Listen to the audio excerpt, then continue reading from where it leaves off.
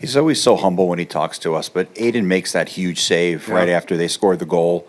So, in the grand scheme of things, just how big of a save was that for the rest of the game? Well, early in the game, you can say, well, there's lots of hockey left, but now it becomes 2-0, two quick ones. And all of a sudden, it may be like they're thinking, okay, we're a good defense. We just got to get to our game now. We don't have to do anything fancy, and, we can get this one to the finish line because they check well. Now, that's a long way to go, and we'll have a lot to say about that, but it could have demoralized us for a while, and who knows, right? But that's the old what ifs, but we needed it. And when you win a game like tonight, I'm glad you brought it up because sometimes you forget about, that type of save.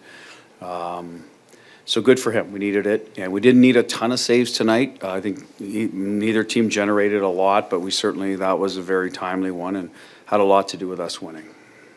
Danny, then Willie.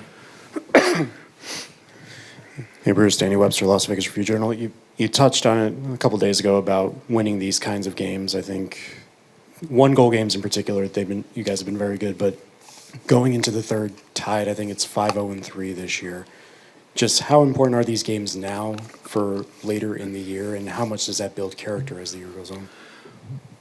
Well, it's important now to accumulate points and get yourself in a position to be able to play in the tournament at the end of the year, right? So that's how important it is now. You can't let these games get away from you. You'll be really kicking and scratching later, so that's important. It's important for your psyche for later on to know that you can be in these games because they tend to get closer as they get more important towards the end of the year in playoffs. So you have to be comfortable in these games. You have to use your whole bench. Maybe not exactly equitable, but every guy has to feel comfortable that they can do their job and help you win in those situations and check well and extend the lead if need be. But if that's not there, then be able to hold the lead. I just think good teams don't panic in those situations. They don't take bad penalties. Now, we did take a penalty, but I think it was a puck battle, one that, it wasn't a hooking or a diving out of position. It was just one of those unfortunate things, and that's why it matters. Character building, you got a lot of Stanley Cup champions in there, so they know what it's like. They've been through this at different parts of the year throughout their careers and more important parts than December, so they understand the value in it, and that not every game is going to be fun, up and down the ice, puck touches that you might enjoy a little more. Sometimes it's going to be hard work and gritty and greasy, and I think that's our room. The guys understand that, a majority of them, and if they can impart that into the younger guys coming in, that's how the circle of life continues, and that's why we've talked about our older guys a lot, that they're great at that part of the game, not only playing, but imparting knowledge to the younger guys so that they, now you're seeing the Colasars and the Howdens who probably got it from the last 2 years, and now we're going to have to pass it on to the Korzaks and the Holtz and so on, and that's how you sustain things. Willie, then Paul. Willie Ramirez for the Hockey News. Bruce, you touched upon special teams. Vancouver comes in with one of the best road power plays. That second penalty kill comes right after Carlson's goal. Very big there. What did you see coming into the game? Brett had mentioned you guys had done some film and brought up their power play, and how important it was to sort of shut that down tonight. Yeah, well, Hughes is a big part of their offense, 5-on-5 and power play. So him walking across the blue line, you have to know that he'll get it to the net at any moment. So our D have to be aware under sticks while still staying loose to get to those elbow shooters like Miller and Peterson. It's a tough job on the D, but that's what's in front of them. And it was good that we only took 2. That allows you to stay fresh. And we got clears. There was no second chances where we're fatigued and now you're running around the seam start. So that was important, I thought, too, is we were able to get the puck down the ice whenever we got a handle on it. So you weren't spending the whole time in your end. So at the end of the day, good job. They had an off-net look from the elbow. I thought that was the most we gave up. They had a chance late at the end of the power play. I think it was Suter got one from the slot, but then we're still sorting out. So that was probably it. Good for the Killers. Usually means you're good sticks, you're in lanes. Forcing things to the outside was what you want to do, and force you to beat you from out there, and they didn't. Take 3 more. Paul, Alan, Nick. Hi, Bruce. Paul De Los Santos, NHL.com. You talked a lot about winning hockey over the course of the past winning streak, during the winning streak and just recently. Outside of Edmonton, what has been the biggest thing to playing winning hockey, especially in that third period?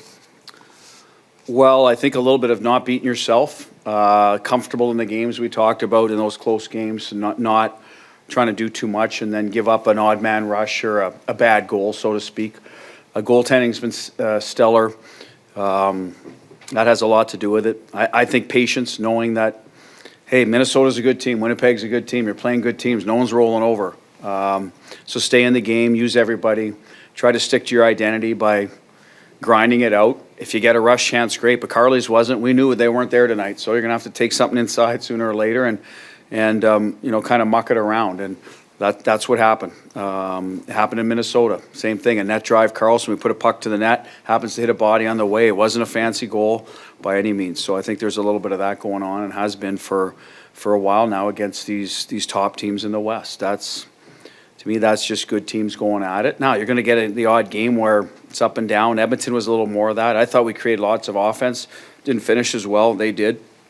But at the end of the day, probably more, you're going to see more of the games like tonight against those top teams. And, you know, we're fine with that. We're comfortable in those games. Our record backs that up. Alan. Hey, Bruce, happy holidays.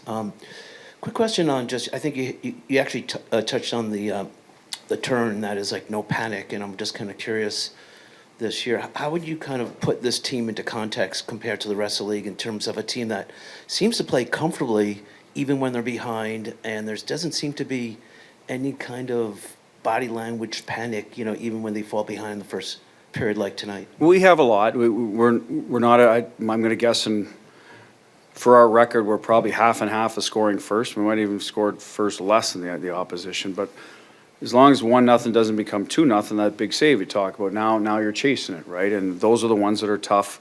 That's what happened in Edmonton in the second period. You know, it was one after another. Now we're chasing it, and good teams are like, well, you know, we'll shut this down. That's the type of league it is for, you know, most nights. You're not going to come back from 3 and 4. 1 is not a big deal. And I think our guys understand that. Okay, we can be better. We're better. Let's get to our game. There's a certain calmness there from the veteran guys talking on the bench. Between periods, we typically address stuff. Okay, you know, what's lacking? And sometimes there is, hey, you got to raise your voice so it'll get their attention. But a lot of other times it's just, listen, this is, you know, we talked about this. This is what they're doing. Here's what we need to do. Let's pay attention and get this done and play as a group of 5. And it's simple messages like that most of the time. I think our guys know it. Nobody wins a game in the first period. You can lose one usually, but no one's winning one in the first period. So let's get to our game eventually. And I think we're just, you know, we're comfortable with that. And would I rather be up 2-0 and 3-0 in the first period a little more often? Absolutely. It makes it easier on everybody, but that's the makeup of our team. As long as at the end of the night you're on the right side of it, then it's tough to complain, right? Or say that's a bit of who we are right now, and we're going to try to fix our starts. But at the end of the day, I really like our middle and end. So, you know, that's part of the team building exercise throughout the year. You're always trying to fix something.